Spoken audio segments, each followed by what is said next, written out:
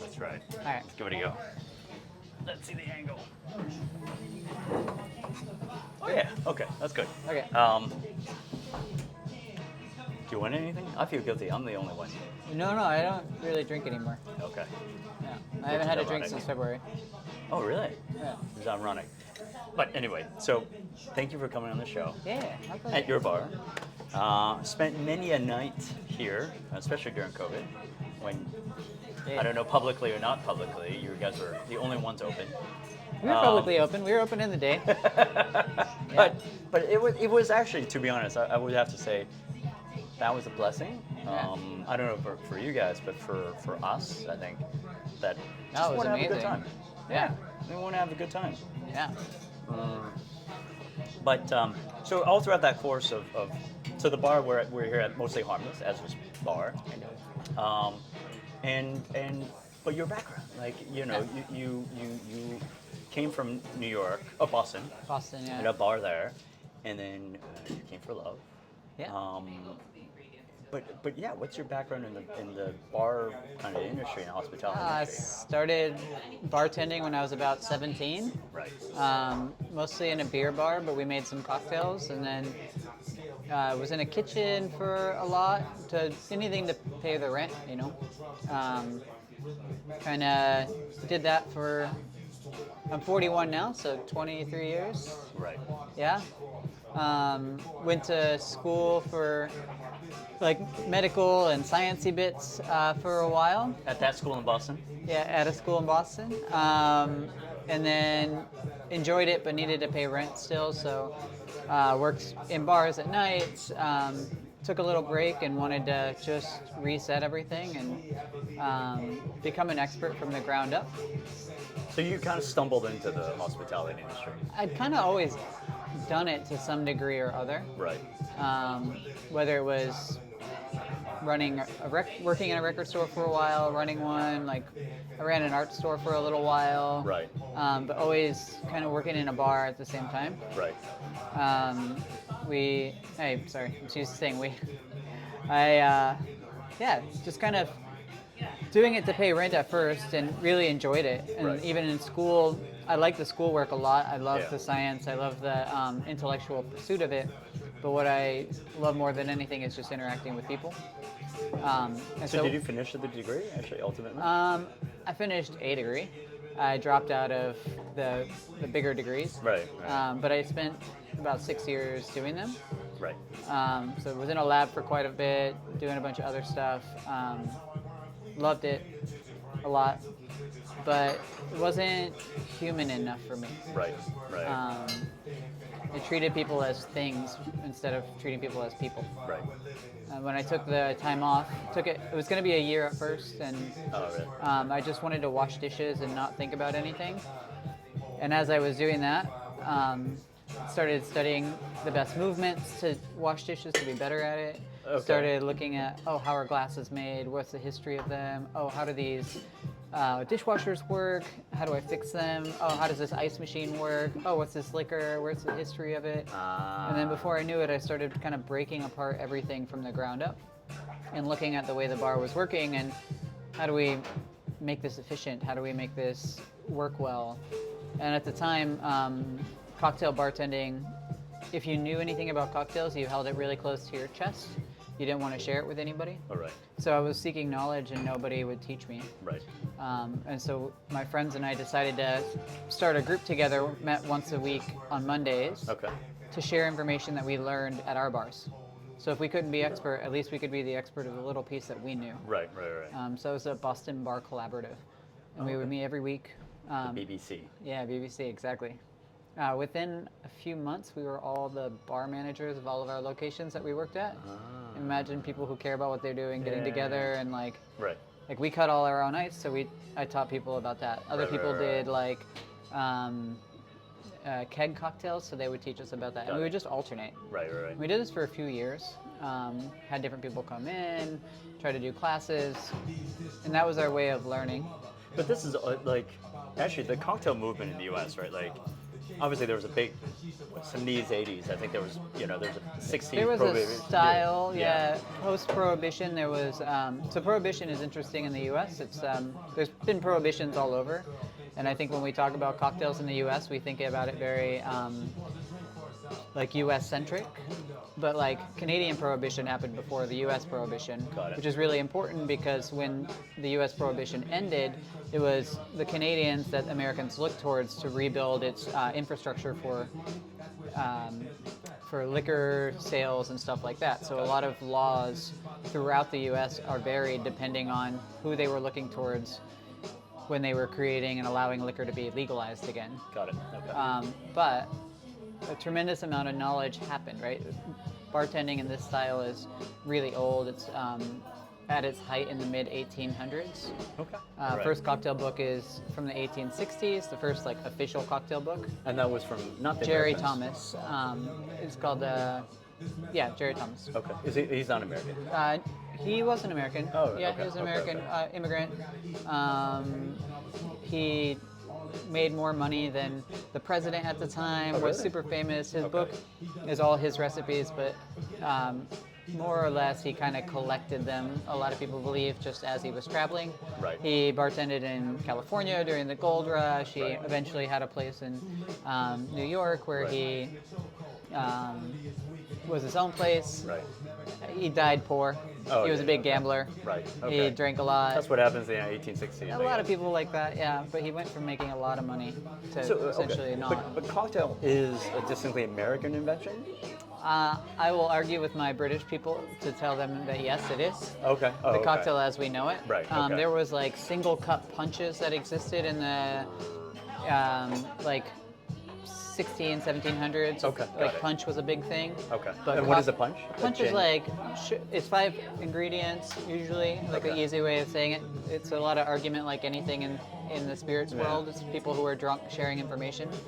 But sugar, citrus, tea, spice, Right. things like that, all in a bowl. Right, And you'd okay. serve it, right? You'd go to Oh, a I see. tea Oh, house real and punch. you'd Yeah, order yeah, a yeah. punch and they'd serve it to you. Got it.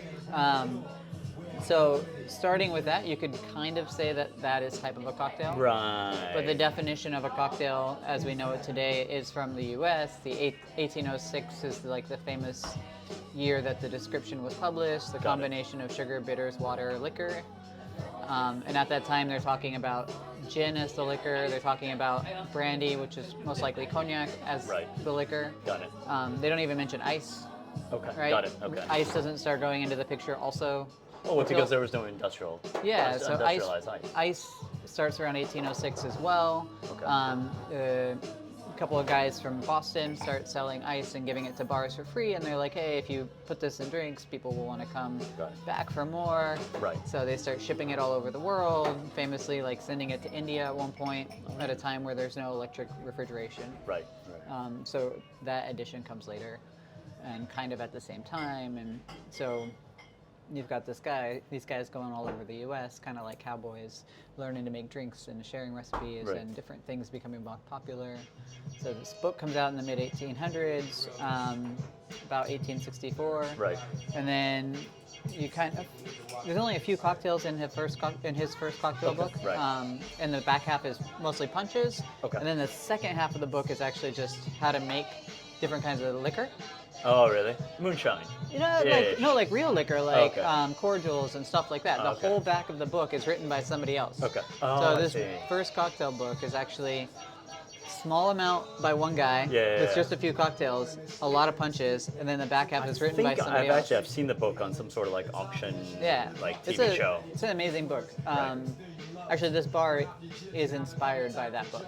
And what is that? I wanted to see what if we took that time period and envisioned it now with everything that we have, but doing it from scratch by hand that way.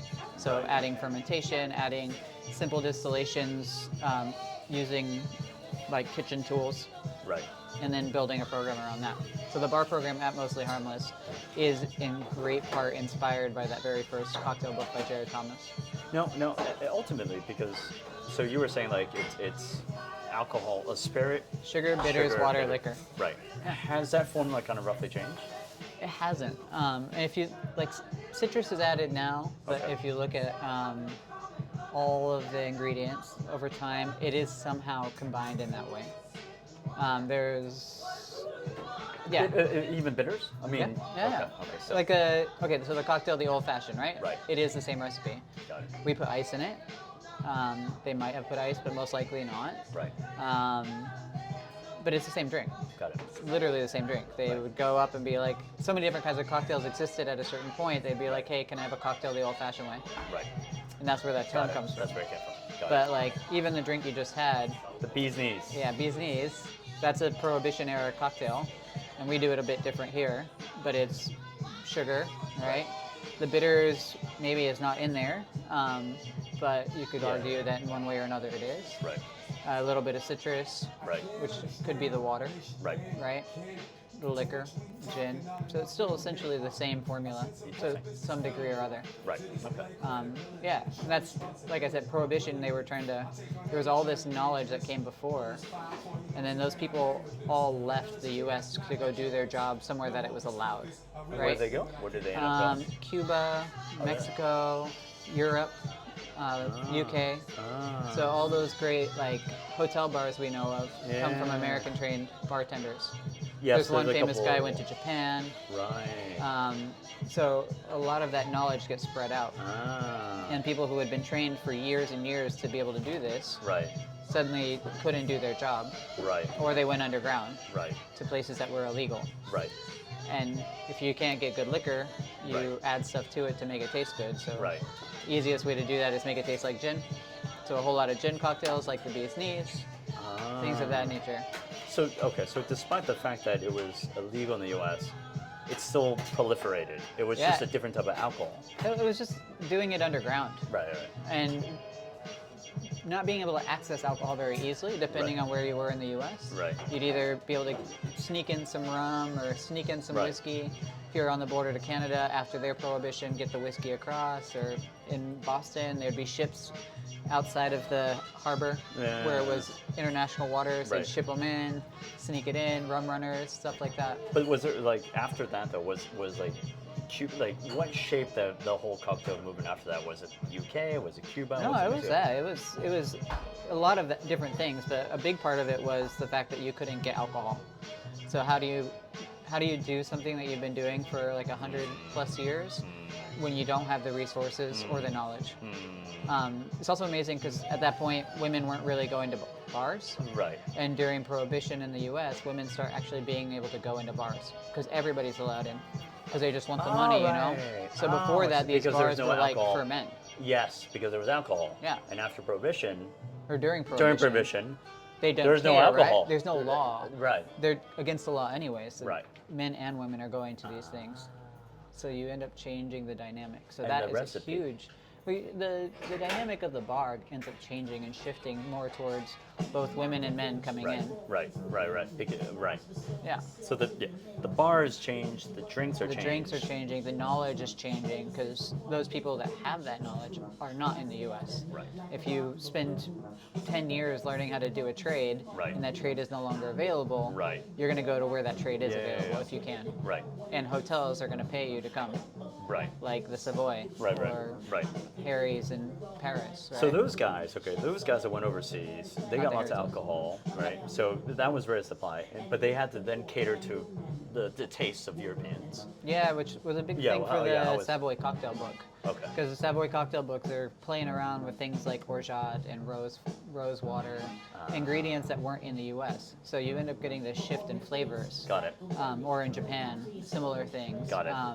Like the flavors like the bamboo. Right, very, right. very Subtle and dry. profane, right. Like no sugar really in that cocktail at all. It's Right. like a super dry sherry, and like on the savory side immediately, right? Things of that style that you wouldn't have had in the U.S. So you get this interesting change there Right, too, right. right? And then So it's Prohibition. becoming localized Yeah, to some degree. yeah, Reflecting local tastes. yeah. And then when the Prohibition ends in the U.S., Right. it all comes back, Right. right? Or even during Prohibition, you get things like the mojito or like the daiquiri.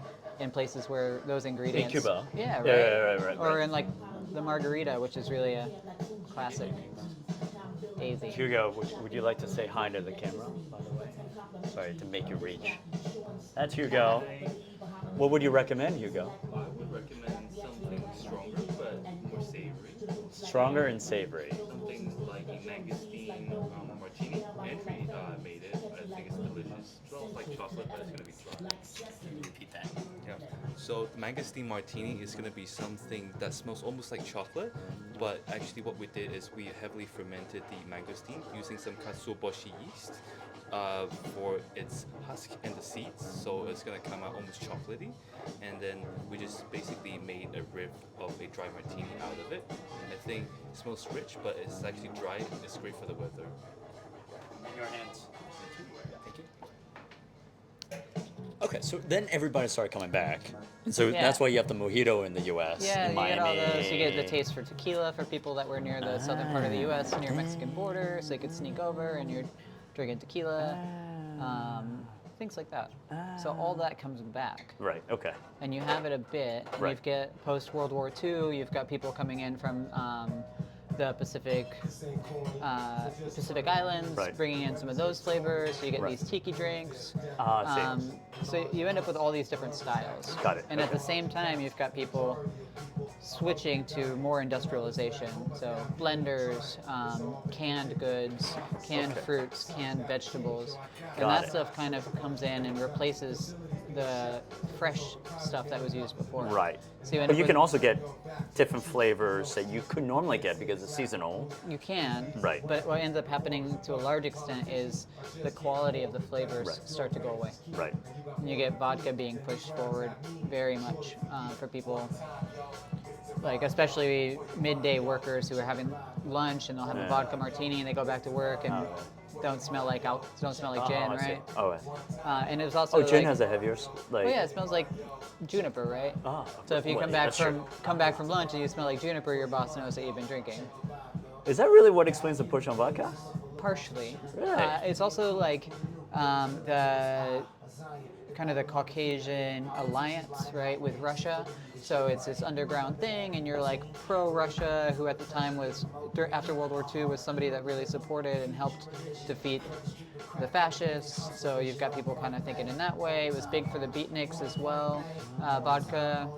So you've got kind of a push in that direction on a couple of fronts over So time. traditionally it was gin.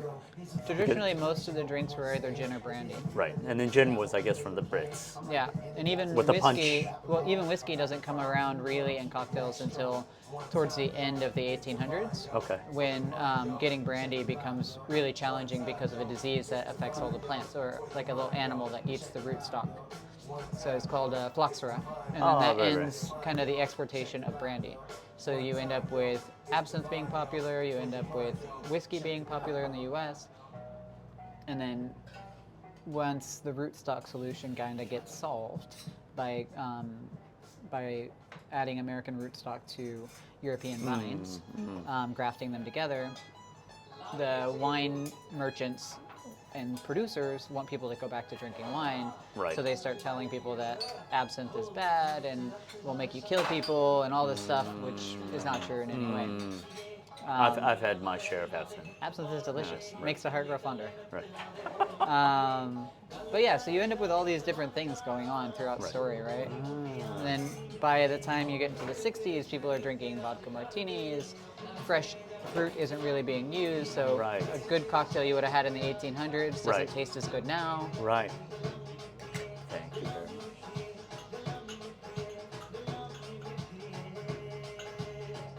All right, I'm gonna have to show the camera this. Oh, Actually, yeah, Hugo, will you pour it right here? yeah. Sorry to get you pushed. Oh, there you go. Thank you very much, sir. Okay, so there's a whole history of the spirits. So many things. You can go into every piece of all of this, like, I'm just skimming Right. and bouncing around a little bit, and every one of these things you could get a PhD on. But So coming full circle to that thing, it's like dropped out of your PhD program, but you're applying, because you're also very technical. We were talking about kombucha, and you were kind of talking about like the chemical processes behind no, kombucha. It was goji, Yeah. right? I came with my friend, and you're applying that same skill set into what you do, right? Yeah, and systems you're a geek. analysis. Yeah, and you're a nerd. You're geeking out about, the history and not just the history, but also like the distillation and everything, the processes behind bartending and mixology. You're just applying the same skill set, really. Yeah, this bar is 23 years of being a nerd and trying to look at how do we be a nerd in a new way. So even that drink, like, we're taking a Japanese technique. We're taking a fruit that's popular in Southeast Asia, that's grown on a local farm here. Mangosteen. The mangosteen. Taking the shell, treating it like fish, like they would treat essentially a tuna in a certain type of tuna in Japan, right. to make something called katsuoboshi. So it's like a petrified fermented thing. So we're doing the same process with the shell, which makes it taste like chocolate. So we're using this like insanely weird Japanese technique that is not something most people would do, making a very classic cocktail, which is essentially martini, right? But taking this process and adding it in different ways so that you get a flavor you would never have before. Do you find like, what's his name? Ferran Adria. Oh yeah, he's hilarious. Right? Like he He's used to do these types of things, right? So he would shut down at Bully for the summer and experiment, right? Yeah. Like. Yeah, so I know him. I've had the opportunity to meet him numerous times. Actually, I inspired him to have the Ramos Gin Fizz on his menu. Or I've been told. Who knows? But yeah, it's a similar idea. Like, how do we push what we're doing very similar? And when I was sketching out the ideas for this bar,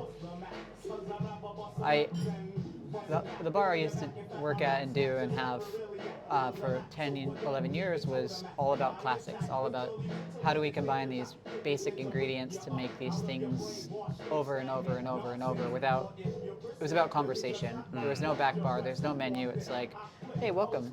How do I talk to you? How do I understand you? Right. And how do I translate that into something you're going to want? Right? Without you knowing that's what I'm doing. Right. So it's the same process here. But instead of looking always at the liquor and this classic formula, how do we take that to the next level, which is to take the produce and take the ingredients outside of the liquor and treat them the same way that the classics treated liquor. And like this classic mentality, you would take a liquor and you would enhance it by adding little bits of stuff. So here's a little citrus to bring out the citrus notes in it. Here's a little bit of sugar to bring out the honey in it, right? And that's what you're doing with a cocktail. So in this case, we're doing that, plus marrying it with how do you transform these raw ingredients to do that as well. And so you'll notice in this bar, we always talk about the ingredient first. So even when I send a recipe out, so on the board, is it pronounced chayote? Chayote, yeah. Chayote, pepper, guava. Pumpkin. And when you go to Mostly Harmless, you'll pick actually, I think, the fruit that's of the day. Yeah, we do it as essentially we do it as a tasting menu, so light and refreshing to spirit forward on the bottom. And how do we play with that ingredient? How do we mess with it? And then the spirit comes second. All of our ingredients are very well thought out, and I have visited every single distillery back there except for 2. Okay. Oh, yeah. Yeah. So we're making sure that what we're serving is unbelievably good, and we're doing the same process with now the produce. But working with local farms and like looking at how they grow it. But let me ask you about the produce. Is it like, let's say for example, you get a mangosteen, and then you're like, okay, so what do I do with this thing? I don't know mangosteen, so I'll say. Oh, mangosteen is good. Oh, yeah. Actually, mangosteen is a really great example. But I don't know mangosteens. I don't know what they even So look like. mangosteen is this like round ball fruit. Okay. When you open it up, it looks like brains, white brains. Grains. Brains. Oh, brains. Oh, good. And the Okay, white alright. part is what most people eat. Oh, yeah. Yeah. It's a jackfruit. fruit. Yeah. Yeah. And inside it's got a hard seed, and you can Yes. eat the seed too. Got it. Okay. So every single piece of the mangosteen can be used, Even the shell. even the shell. Okay. So they usually make a tea out of the shell, or use it in cooking. Okay. So do you look at like, oh, what other people have used it, or do you kind of approach the So- fruit and like, all right, let's try In the case of the- fermenting the skin. Let's Yeah. try blending the skin. Let's try 3 different things. So what we do is actually take the classic cocktail formula: Okay. sugar, bitters, water, liquor. Right. Okay. Every one of those elements can be manipulated Right. to create flavor. Yes. So if I was going to make an old fashioned, I have 4 options that I can manipulate and change to Right. make that old fashioned taste Right. different, right? Right. I can change the liquor, I can change the sugar, Right. the bitters, and the water. Right. So what if I take the mangosteen shell, convert that into something that tastes like chocolate? I take the liquor, I take the fruit of the mangosteen, and I infuse that in some way into the liquor, and then take the nut and turn that into a bitter, and then you have this old fashioned with almost all the ingredients being reflection of that mangosteen. So that's how you think about it. So when it's That's one of the ways that we think about it, and one of the ways that we approach it. So sometimes, if it's something I'm not familiar with, I will do a ton of research and be like, oh, this can be used this way, this way, this way, this Right. way, and this way. But then when I look at spicing techniques from the Middle East, look at fermentation techniques from Korea, Japan, Mexico, can these things be applied, right? Right. What if in that same old fashioned, instead of using water, Right. I use a tapache, Right. which is this fermented peels from pineapple. Right. But what if instead of using the pineapple peels, I use the mangosteen Right. skin, Right. right? Suddenly you're like Right. layering and layering. It's a Right. very Japanese approach Right. because I'm also a Japanese trained chef. So you layer these things on top of each other to Right. get this flavor that is Right. not what you'd expect anywhere else. Now, do you document all this, these flavor Yes. profiles? Because So Ferran we do. also did. Ferran also, because Yeah. I've seen his exhibits. We have a notebook that we work for every single recipe that we Right. make. Right. And the team goes through and they get instructions, and we've started building base formulas. How does this piece work? How does Right. this piece work? How does this? If I want to transform this, what are the products I can Right. create Right. from it? Like Right. carrots. Right. Carrots are really hard and they're Yeah. like fibrous, Right. right? So how do I transform that?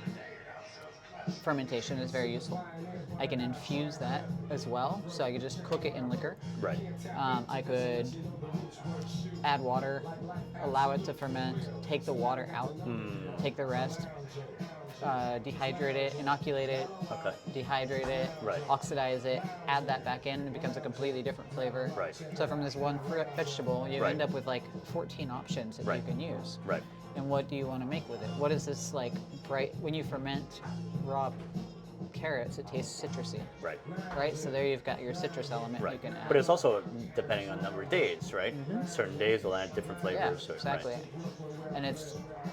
And what if you ferment it more than once? What if you use a different kind of fermentation, right? What if I Right. add some Yeah, fudgy that's yeast right, at yeah, one right, point? That's right. Right. What if I use vinegar instead? And just manipulating, playing around to an extent, but also like building a system for it. How do we transform something? What do we use it from it, right?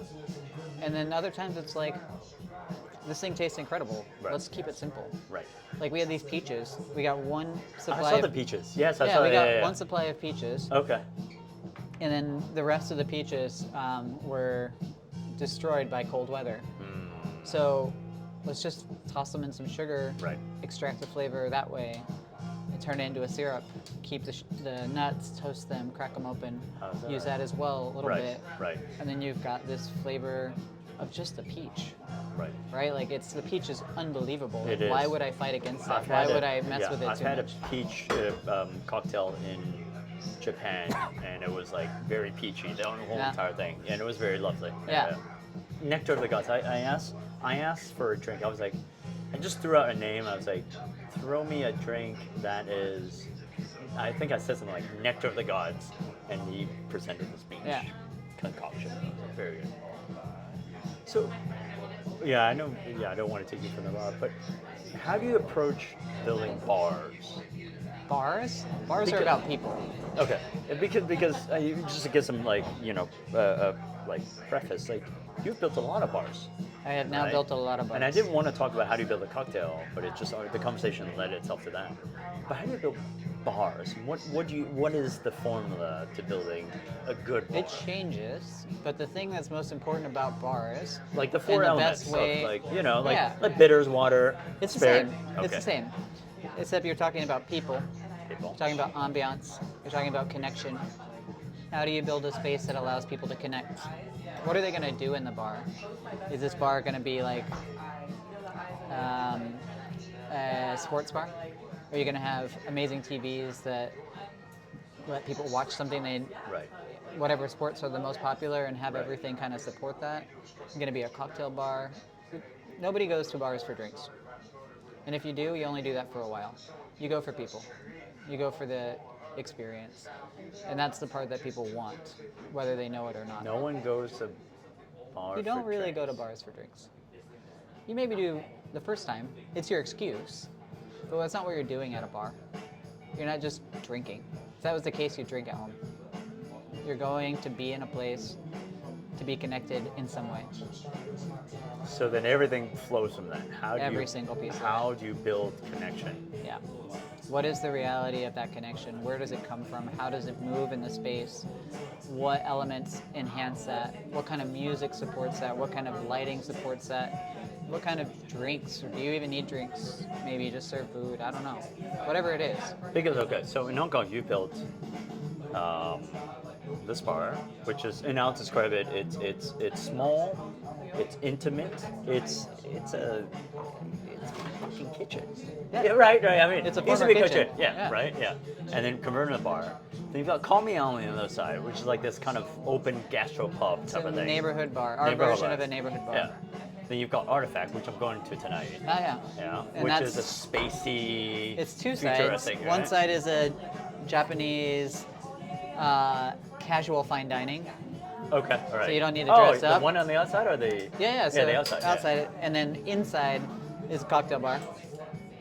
Yeah, and then we've got the cafe, Then you got the Pontiac, which yeah. is just the expansion of the Pontiac idea into daytime and Right. late night. Right. And then my wife has Pontiac, so I won't talk about Right. that. That's hers.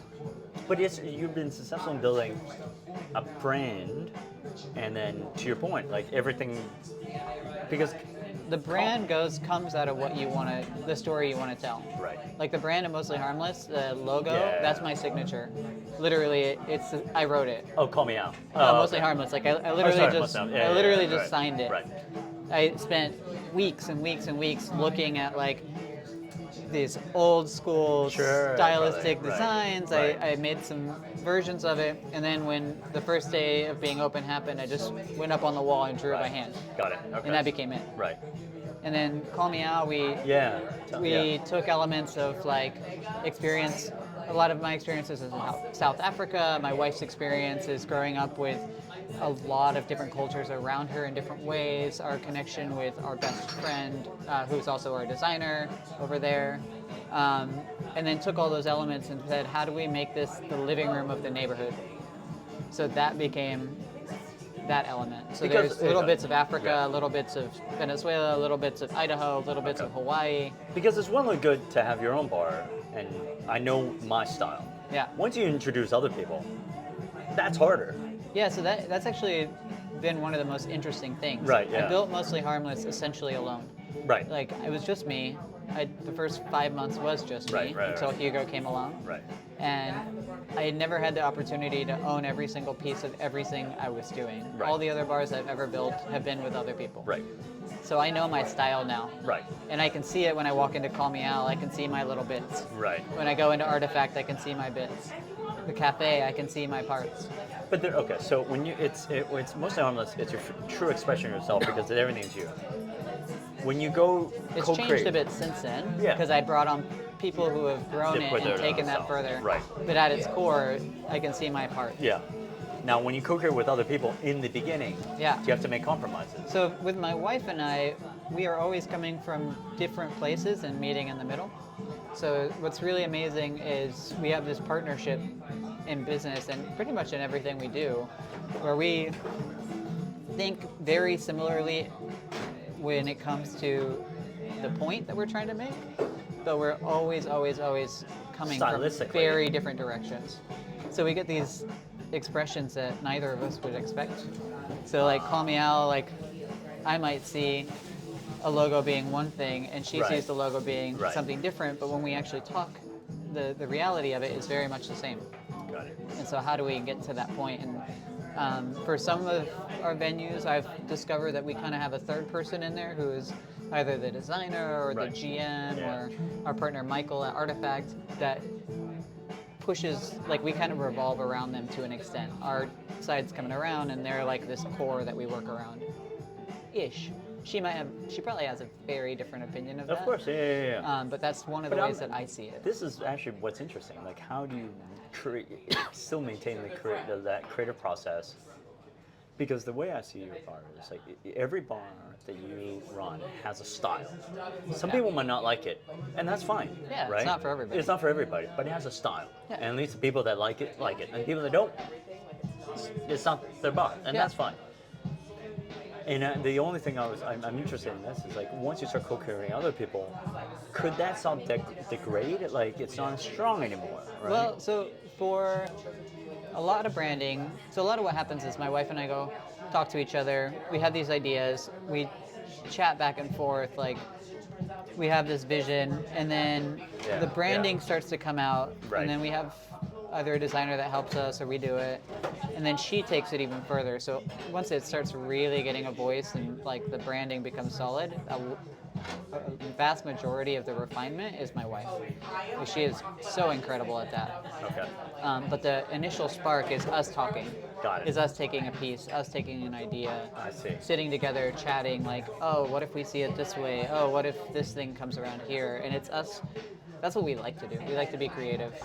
The thing that becomes a bigger challenge than anything is the day-to-day administrative stuff Sure, getting right. in the way of us getting to be creative. Right, right. Like, my other job is to do all the finance and like HR I and can tell you're probably terrible at it. structural bullshit, like making sure that we're Right. submitting licenses and stuff like that, not right. getting sued. And she gets to do a lot more of the events and stuff like that 'cause she's way better at it than I am, to be honest. Like, way better. But what we do when we interact with each other on the creative side is just go back and forth about what is the heart and explore the heart together. Got it. Whether that's with a partner, like with Artifact, or it's just the two of us really kind of flirting and being. It's like a flirtation to us. Yeah. You put Yeah. your view, she puts her Yeah. view, and it's like, Yeah. So in your creative process with that partner, do you come out and say, this is our view, and we'll love to get your feedback, but yeah. We kind of just start chatting about it. Okay. We kind of either she'll instigate the idea, or Because I will. some people would say like my vision, my way. I don't think that way. Oh, okay. I think like it flows, you know? When you open the door, it even changes. What you think of before you open the doors to the public becomes something very different once you do.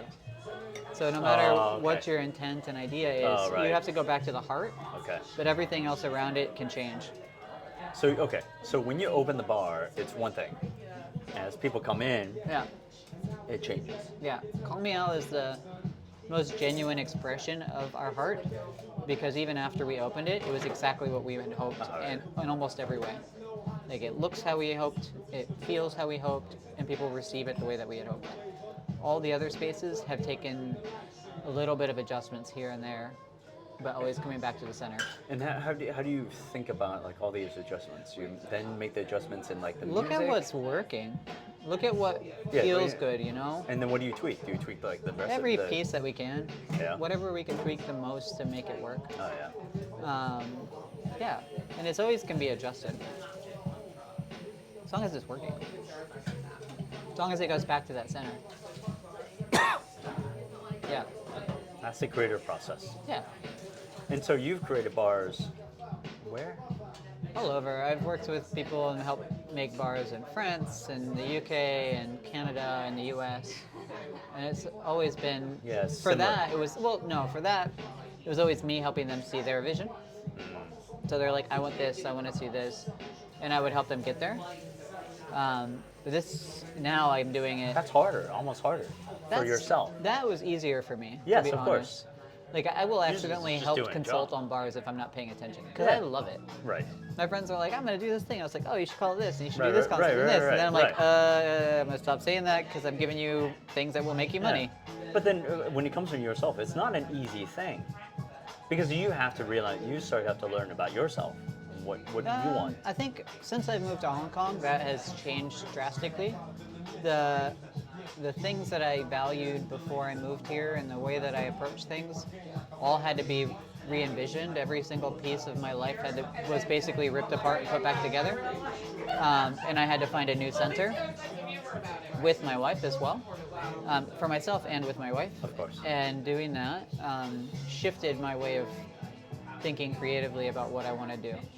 So it's easier now for me to do it than ever before. Before, for drink, I was like, this has to be this way to make it consistent, to make it work. This is its core. And it was mostly protecting it from the outside. Everyone's like, I want this piece of it, this piece of it, this. And that's because it had been open a long time. So my job was to shield it. For other places, my job was to, give it some nutrients to grow it. Whatever that might be. Oh, the bar program's like this. Think about shifting it this way. Oh, your financial structure's like this. What if your business structure is more like this? What if the flow of the concept is more like this? And just seeing how does it get back to the core? Whereas for our stuff, we're like, this is the core. And we don't have to protect it because the outside influence is us. Right. Or the guests coming in. Right. And if the guests coming in feel what we're doing, then we're doing the right thing. If the guests coming in don't feel it, then You got it. we have to change it and figure out how to get back to the center. And that's easier because it's for us. When it's not for us, that's when it's a challenge. When other people are like, no, we want it like this, and they think that they have a say, then we feel a bit violated and we can't get to the real center of what we're doing. So we pick our business partners really intentionally. We pick the way that we approach it very intentionally, and we try to communicate why and how we're doing it so that people who are working with us know that we have a plan, it will work, just trust us. And then, so your ideal partner is one that respects that creative process. It depends. Our partner Michael at Artifact, he's a part of the creative process. He provides something that we can't. We can do it, but not the way that he does. And so it enhances everything. A lot of our business partners for Call Me Out, they're investors. And it's us working with our GM. So it's the three of us there. So it shifts around. Kind of final question, because we're getting to the end. What is fun? What do you want to do next? What's fun? We want to stabilize everything. I'm still pushing a lot at Mostly Harmless. All the stuff we've been talking about how to make drinks and about the systems, I'm shifting those. I'm writing them down. I'm making a manual. Because a lot of the stuff we do here I had to make up because it didn't exist before. Or it existed in some way, but not when it comes to serving a liquid. Like it might have existed as a way of making a food or a spice or some random ingredient, but not for making a liquid. So I've been writing all of that. And then just taking the rest of the businesses and really refining them. Building systems so that I can be more creative and stop having to work so much on the back end of everything. Yeah. So right now it's a structural development. Yeah, only because you want to be on the creative side. I like making drinks and serving people. Not in that order, the other way around. And I want to be able to do that. And I can't do that the way that things currently exist because so much of my job is being the business person. So right now, I'm shifting that. I'm refining those processes like I would for other people, and now getting it to do it for myself. Yeah. Thank you for your time. Thank you. Awesome.